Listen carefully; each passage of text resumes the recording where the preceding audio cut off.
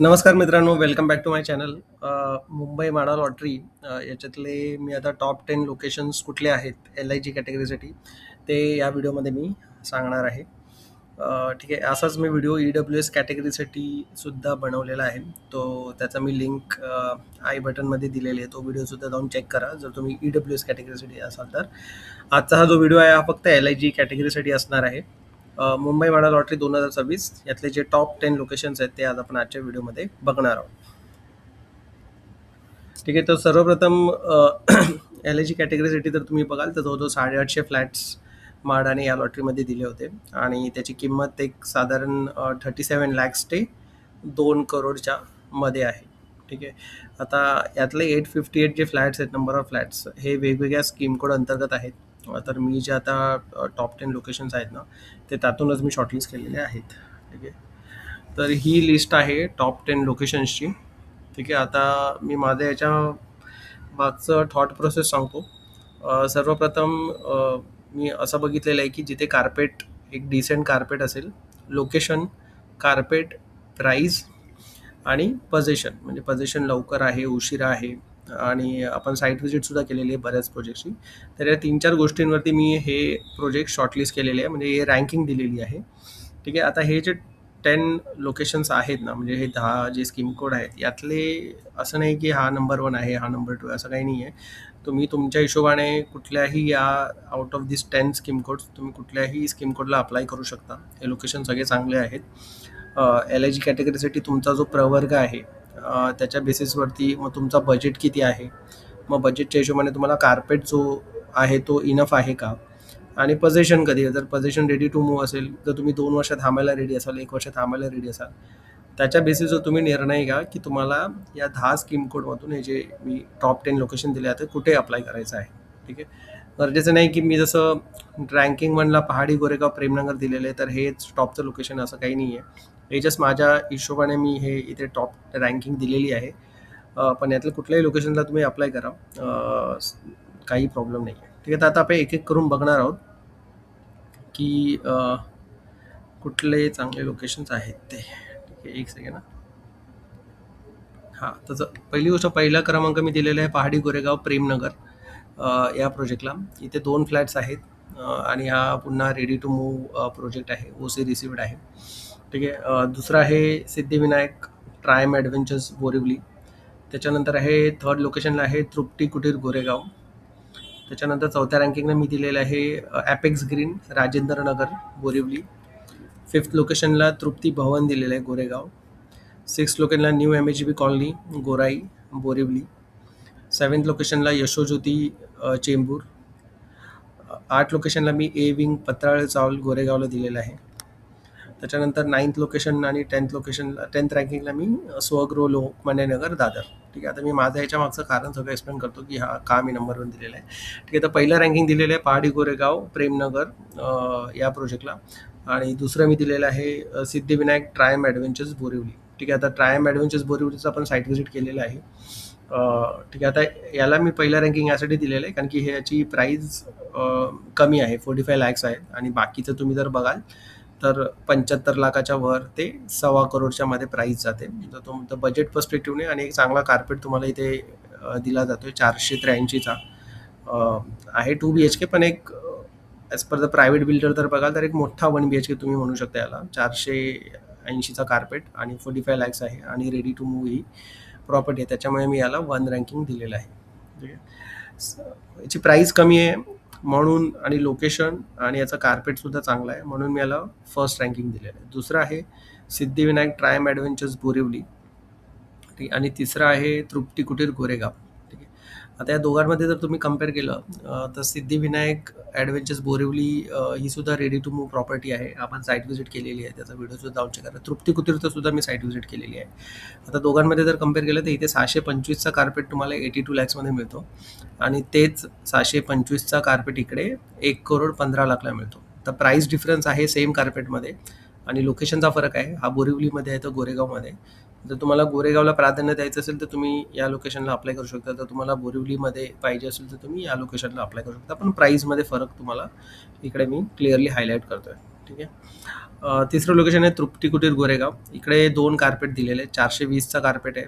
एक 75 लाख आहे. हे सुद्धा एक डिसेंट प्राईस आहे. 75 लॅक्स. त्याच्यामुळे याला मी थर्ड रँकिंग दिलेलं आहे. चौथं रँकिंग मी दिलेलं आहे राजेंद्र नगर बोरिवली ॲपिक्स ग्रीन. याची सुद्धा आपण साईट व्हिजिट केलेली आहे आणि याचं पोझिशन आता जून 2026 मध्ये आहे. एक चांगला कार्पेट तुम्हाला इथे 600चा कार्पेट आहे आणि याची प्राईस जर तुम्ही बघाल तर 93 लॅक्स आहे. ठीक आहे. आता ह्या प्रोजेक्टमध्ये आणि या दोन्ही बोरिवलीच्या प्रोजेक्टमध्ये जर तुम्ही बघाल तर सिद्धिविनायक ट्रायम ॲडव्हेंचर्सला प्राधान्य द्या, कारण की इथे कार्पेट जास्त आहे आणि प्राईजही कमी आहे. आणि इथे कार्पेट कमी असून प्राईस थोडीशी जास्त आहे आणि याचं पोझिशनसुद्धा आता 2 महिन्यात आहे. त्याच्यामुळे याला मी 4th रँकिंग दिलेलं आहे. 5वं रँकिंग मी दिलेलं आहे तृप्ती भवन गोरेगाव. हा प्रोजेक्ट तृप्ती कुटीरच्या बाजूलाच लागून आहे. ठीक आहे. याला 5 रँकिंग यासाठी दिलेलं आहे कारण की याचं पोझिशन पुढच्या वर्षी डिसेंबर 2027 मध्ये. तर आता तुम्ही जर थोडंसं पोझिशनसाठी थांबायला रेडी असाल, याचा कार्पेटसुद्धा 550चा आहे आणि प्राईससुद्धा 86 to 95 लॅक्सच्या मध्ये आहे. त्याच्यामुळे याला मी 5th रँकिंग दिलेलं आहे. 6th रँकिंग मी दिलेलं आहे न्यू MHB कॉलनी गोराई बोरिवली. आता ॲक्च्युली हा प्रोजेक्ट जो आहे हा 1 नंबर प्रोजेक्ट आहे. म्हणजे याचं लोकेशन चांगलं आहे. म्हाडाची स्टँड अलोन बिल्डिंग आहे.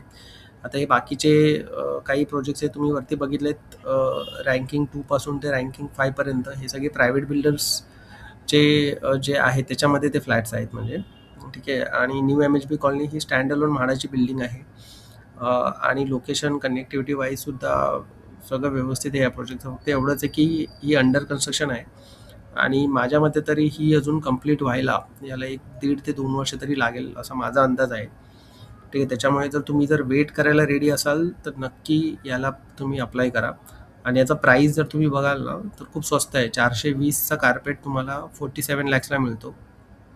तेच इकडे तृप्ती कुटीरमध्ये 420चा कार्पेट तुम्हाला 76 लॅक्सचा तुम्हाला इकडे बघायला मिळतो. तर तुम्ही फरक बघू शकता किती आहे. ऑब्व्हियसली लोकेशन बोरिवली आणि गोरेगाव आहे, पण प्राईस बघा, डिफरन्स बघा. इथे 635चा कार्पेट तुम्हाला 72 लॅक्सला मिळतो. तेच इथे 625चा कार्पेट तुम्हाला 82 लॅक्स 1.15 CR.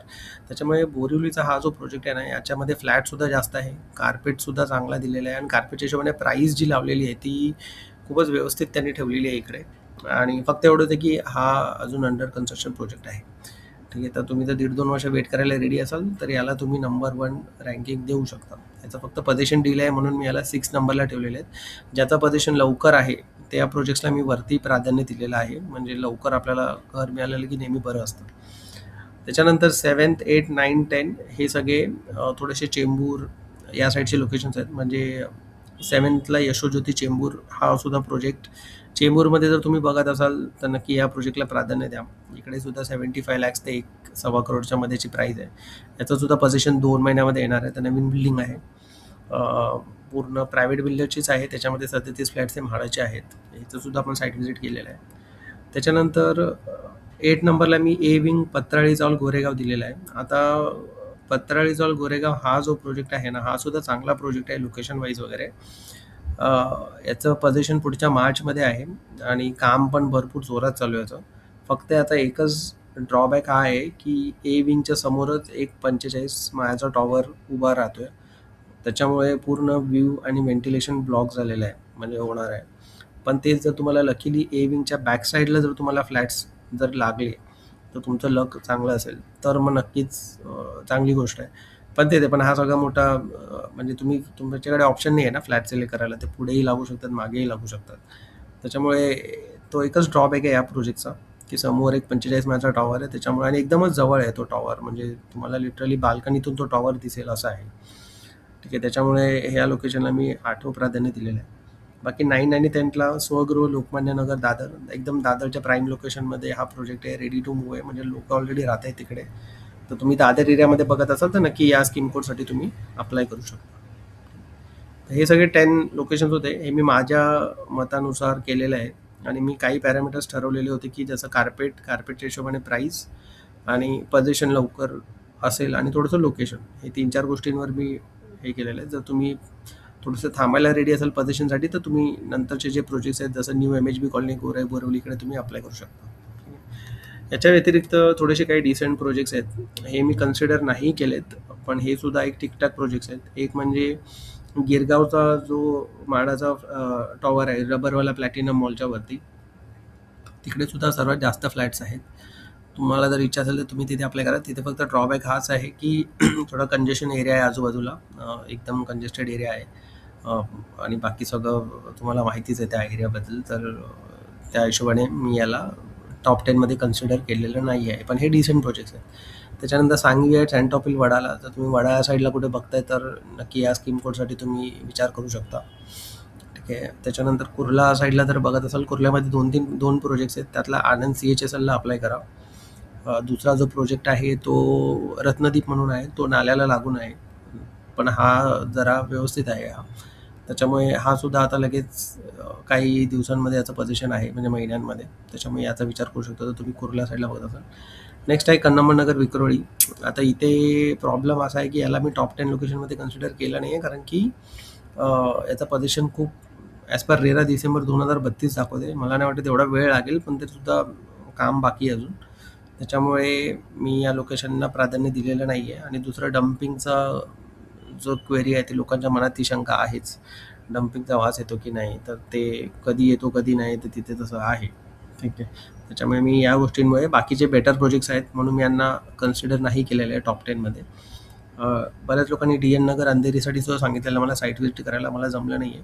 पण आय थिंक तो प्रोजेक्ट असेल चांगला म्हणून मी या डिसेंट प्रोजेक्ट्समध्ये त्याला मी ठेवलेलं आहे. ठीक आहे. तर टॉप 10 लोकेशन सोडून हे जे प्रोजेक्ट्स आहेत, या आता जे समोर दिसत आहेत, ह्याच्यामध्ये पण हे काय वाईट प्रोजेक्ट्स नाही आहेत, पण ह्याच्याहून बेटर प्रोजेक्ट्स तुम्हाला इकडे मिळतील टॉप 10 लोकेशनमध्ये. एवढंच मला बोलायचं मत आहे. ठीक आहे. त्याच्यानंतर हे आहेत काही उरलेले स्कीम कोड्स, पण मी तुम्हाला सांगतो हे मी का नाही घेतले टॉप 10 लोकेशनमध्ये. तर इकडे जर तुम्ही बघाल तर ही फ्लॅटची संख्या 5पेक्षा कमी आहे, 5 आणि त्याच्यापेक्षा कमी आहे. ठीक आहे. आणि त्याच्यामुळे फ्लॅटची संख्या कमी असल्यामुळे लॉटरी लागण्याचे चान्सेसही कमी असतात. आणि हे सगळंच तुमच्यासाठी ॲप्लिकेबल असेल की नाही माहीत नाही, कारण की जसं इथे बघा एकच फ्लॅट आहे, पण तो फ्रीडम फायटरसाठी आहे. इकडे एकच फ्लॅट आहे, तो ST कॅटेगरीसाठी आहे. इकडे X याच्यासाठी, इथे आर्टिस्टसाठी आहे. तर त्याच्यामुळे कॅटेगरी वाईज जर बघितलं तर फ्लॅटची संख्या खूप कमी आहे. त्याच्यामुळे मी ते कन्सिडर नाही केलेले आहे टॉप 10 लोकेशन्समध्ये.